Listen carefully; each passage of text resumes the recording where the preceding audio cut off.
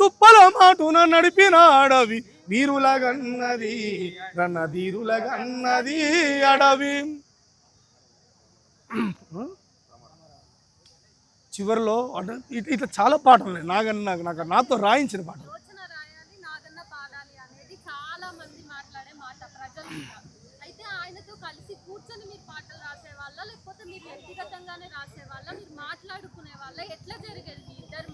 అయితే మొదట్లో పాటలు రాసినప్పుడు అరుణోదయలో చాలామంది గొప్ప కవులు ఉన్నారు. కొద్దిగా సంక్షోభం ఏర్పడ్డది. బయటికి వెళ్ళిన తర్వాత నాగన్న నేను కలిసిన మొదటి పాట రాసినప్పుడు ఏంటంటే వర్క్షాప్ లాగా పెట్టేది. ఒక క్యాసెట్ తీయాలంటే ఒక మినిమం 15 రోజుల ప్రోగ్రాం. అందరినీ రచయితలను పిలిచి వర్క్షాప్ పెట్టి ఆ విషయం మీద చదివించి రాయించి ట్యూన్ చేసి వీళ్ళందరినీ పాడిపించి ఎవరు సెట్ అవుతారో వాళ్ళు పాడేటోళ్ళు. ఇక తర్వాత ఏమైంది అని అంటే 1-2 పాటలు అట్లా రాసిన వీళ్ళతో నాకు వెసులుబాటు అవుతలేదు.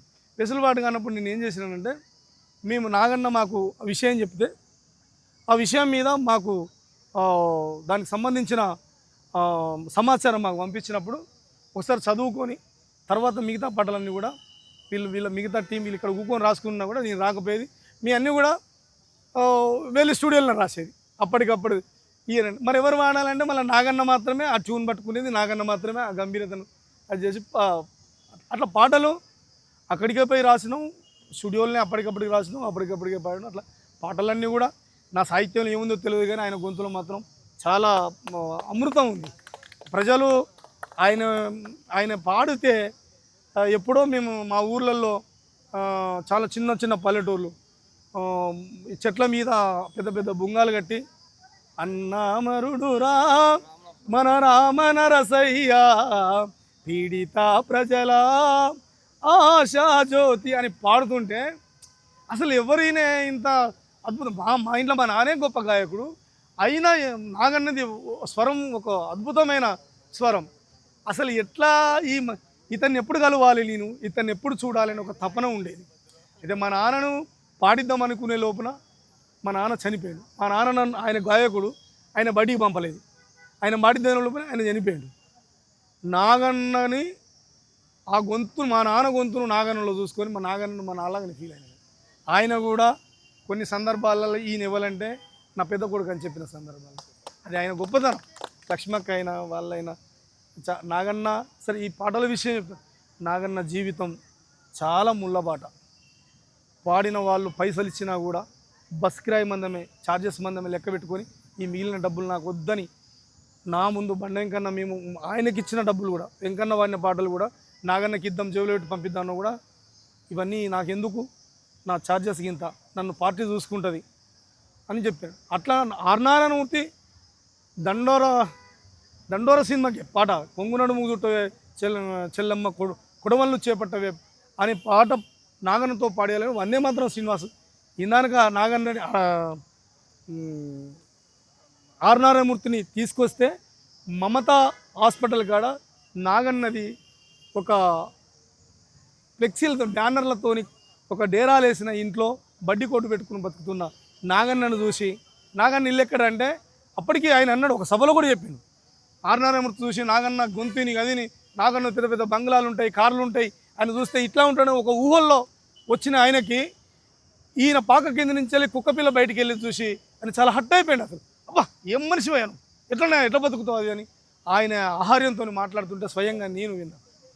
ఆయన పాడిచ్చి అందులో పాట పాడిచ్చి ఆ రెమ్యునేషన్ ఆ రోజుల్లో 80,000 1,00,000 ఎంత ఇస్తే అదే భద్రంగా తీసుకొచ్చి ఆ డబ్బుల్ని పార్టీకి అప్పచెప్పిండు నాగన్న. అది నాగన్న.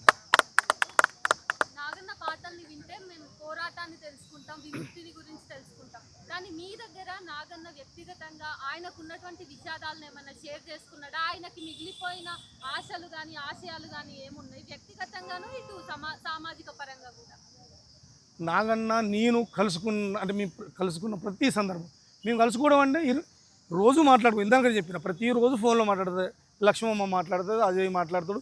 పిల్లలు కూడా నిన్న 5 నిమిషాలు లేట్ అయినందుకు వాడు కలర్ అది కూడా పదే ఫోన్ చేసి యోచన పెద్దన రాలేదు ఇంకా అని చెప్పినాడు. అంటే మాకు ఆ సంబంధం ఈ మాటలలో ఎప్పుడూ కూడా నేను కోల్పోయినా అంటే నాగన్నకు నిజానికి కూడా వ్యక్తిగత జీవితం లేదు. ఆయనది ఉద్యమ జీవితం, ఆయనది ప్రజా జీవితం, ఆయనది విప్లవ జీవితం.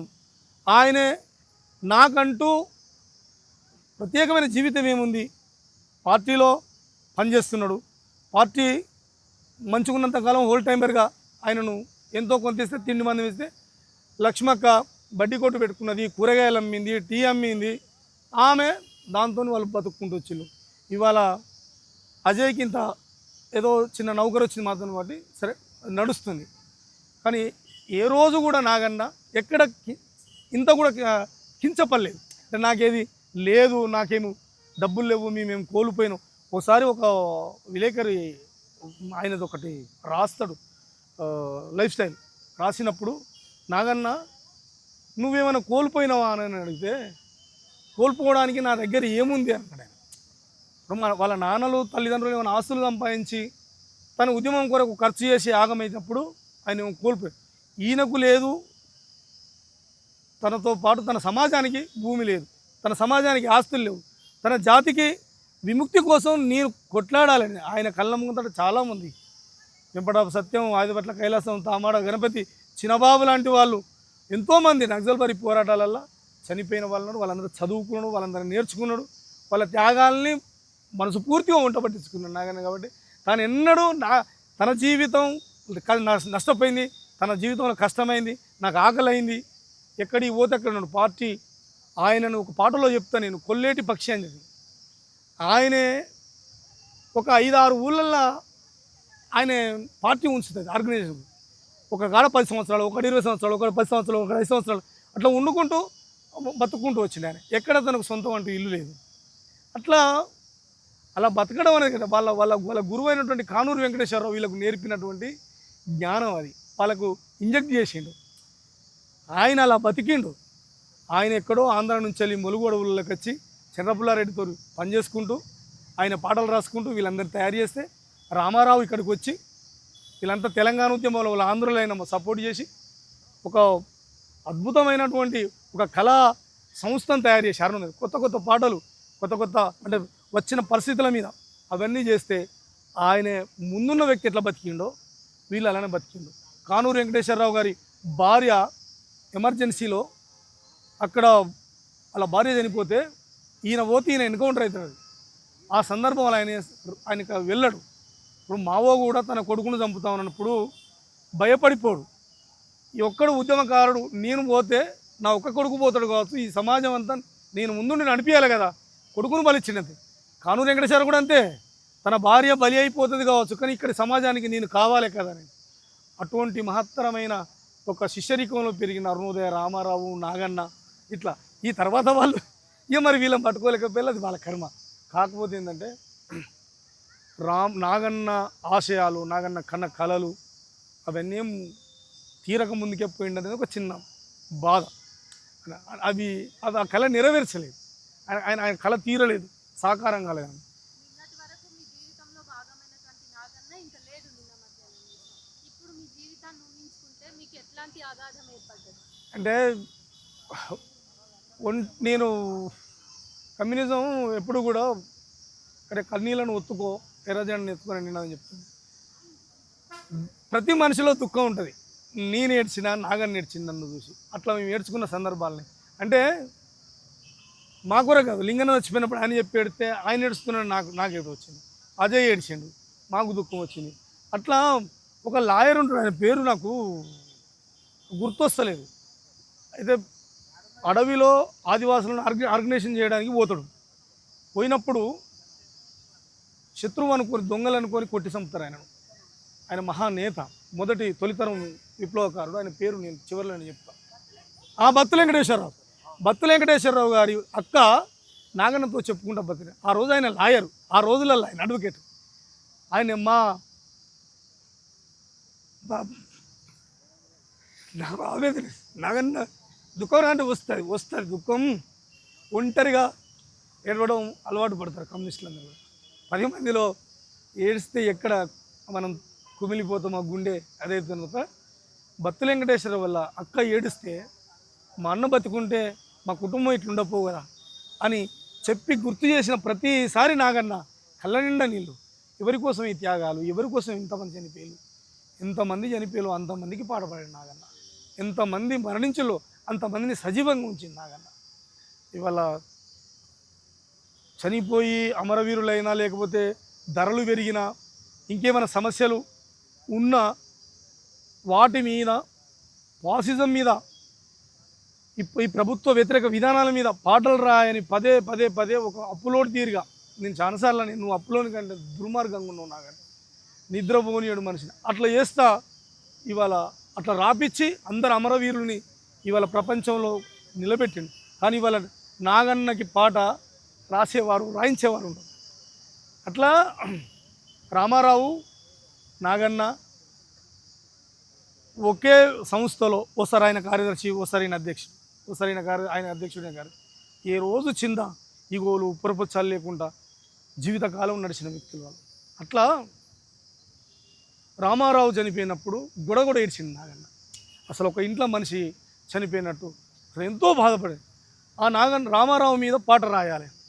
ఆ రోజు సుందర విజ్ఞాన కేంద్రంలో అన్ని రాష్ట్రాల వాళ్ళు వచ్చిళ్ళు, కేరళ వాళ్ళు, తమిళ్ వాళ్ళు, ఇటు పంజాబ్ వాళ్ళు, ఎవరి భాషలో వాళ్ళు కొన్ని స్కిట్ చేస్తూ ఉన్నారు.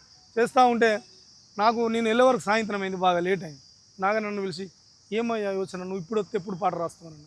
రాస్తలేను అని చెప్పి అప్పటికప్పటికి నాకు రూమ్ అప్ప చెప్తే నేను ఆ ఆఫీసులో కూర్చొని మార్క్స్లో కూర్చొని పాట రాసినప్పుడు కొంత అక్కడనే ప్రాక్టీస్ చేయించినాం.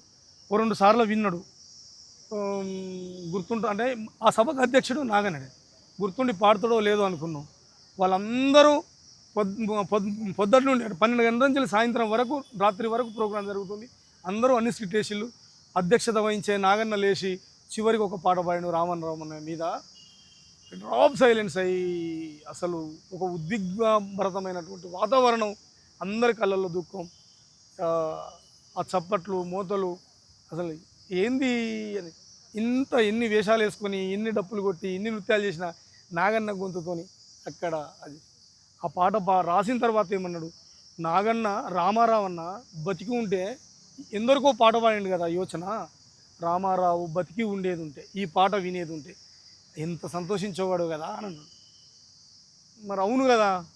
అంటే ఇతను ఇంతకుముందు జరిగిన విషయం ఏంటంటే, నిన్ను విడిచి ఉండలేనమ్మా ఓ పాటమ్మ, ఎన్నడూ మరసిపోనమ్మో మా పాటమ్మ.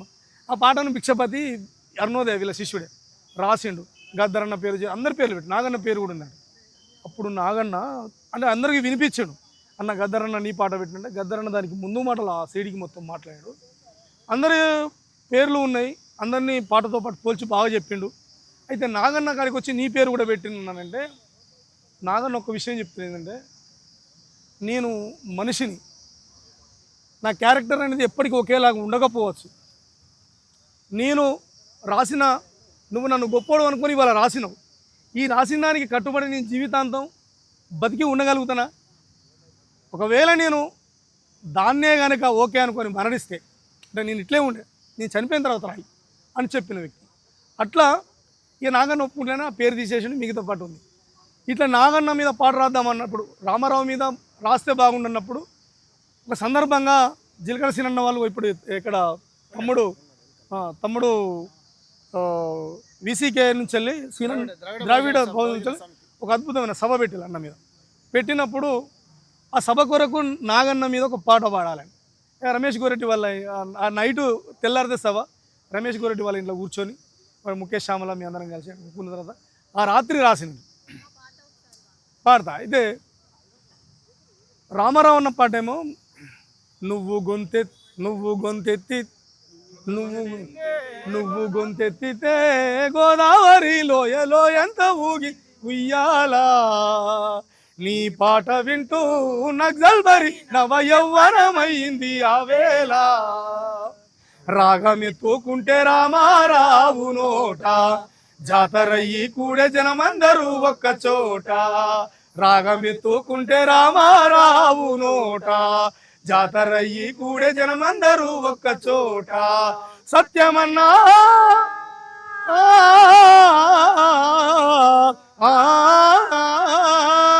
సత్యమన్నాని ఎక్కువ పెట్టిన నువ్వు గొంతెత్తితే గోదావరి లోయలో ఎంత ఊగింది ఉయ్యాలా నీ పాట వింటూ నక్సల్బరి నవ యవ్వనమైంది ఆవేళ నవ యవ్వనమైంది ఆవేళ. ఈ పాట రాసిన తర్వాత నాగన్న వ్యక్తిత్వం నాగన్న జీవితం మీద కూడా ఉండాలి పాట అని చెప్పి ఆయన బలవంతంగా ఒప్పుకోపోయిన రాసినాడు. ఆయన జీవితం ఎంత అద్భుతమైందో, అసలు ఎంత నిక్కచ్చి మనిషో, ఎంత నిజాయితీ గలవాడో. ఈ పాట నాగన్న మీద పాట విని సుద్దాల అశోక్ తేజ గారు సుద్దాల హనుమంతు అవార్డును ఇచ్చిండు. విప్లవ్ కుమార్తో వాళ్ళతో మాట్లాడి యోచన ఈ పాట రాసిండు. నాగన్నలో ఇంత నిజాయితీ ఉందా అని అంటే ఖచ్చితంగా ఉందని వాళ్ళు చెప్తే అప్పుడు నేను నాగన్నకు ఇవ్వడం లేట్ అయింది, ఆయన కంటే ఇంకా కొద్దిగా జూనియర్లో చిన్న వాళ్ళకి ఇచ్చి ఉండొచ్చు, కానీ సారీ చెప్పి నాగన్నకి అవార్డు ఇద్దామని చెప్పి ఆ సంవత్సరం అవార్డు ఇచ్చింది. కమ్మము కవనమ్మ కడుపున పుట్టినాడొక యోగిలా, కమ్మము కవనమ్మ కడుపున పుట్టినాడొక యోగిలా, కంఠమును ఖడ్గాన్ని చేసి నడిచెను బైరాగిలా, కంఠమును ఖడ్గాన్ని చేసి నడిచెను బైరాగిలా, జనము కొరకే తనువు దార పోసినాడొక త్యాగిలా, తనకు తానే తగలబడుతూ వెలిగినాడొక భోగిలా, నాగన్న నీ గొంతులో గోదారిలోయా, పాట పాటకు ఊగెనే పసిపాపై ఉయ్యాలా, నాగన్న నీ గొంతులో గోదారిలోయా, పాట పాటకు ఊగెనే పసిపాపై ఉయ్యాలా. ఈ పాట రాసిన తర్వాత రమేష్ గోరెడ్డి ఈ పాటని నాగన్నకి మనం వీడియో చేసి పెట్టాలని చెప్పి దాని గురించి చాలా ఇబ్బందులు జరిగినాయి. ఒకటి వీడియో తీసుకుంటూ అతను గొడవలు వాళ్ళు కొట్టుడు ఎంత కథ జరిగినాయి. నిజానికి నాగన్న ఒక మహత్తరమైన మనిషి. మనం పాణిగ్రహిణి చెరబండరాజును చాలామందిని చూడలేదు, నిజాయితీగా బతికిన ఒక గాయకుని ఆ కాలంలో మనం ఉన్నందుకు సంతోషిస్తూ ఆయన మరణం ఈ పాటల సమాజానికి, విప్లవ పాటలకి, విప్లవ కవిత్వానికి కూడా చాలా తీరని నష్టంగా భావిస్తూ నాగన్నకి జోహార్లు తెలియజేస్తూ, జోహార్ నాగన్నకి, జోహార్ ప్రజాకళలు వర్ధిల్లాలి.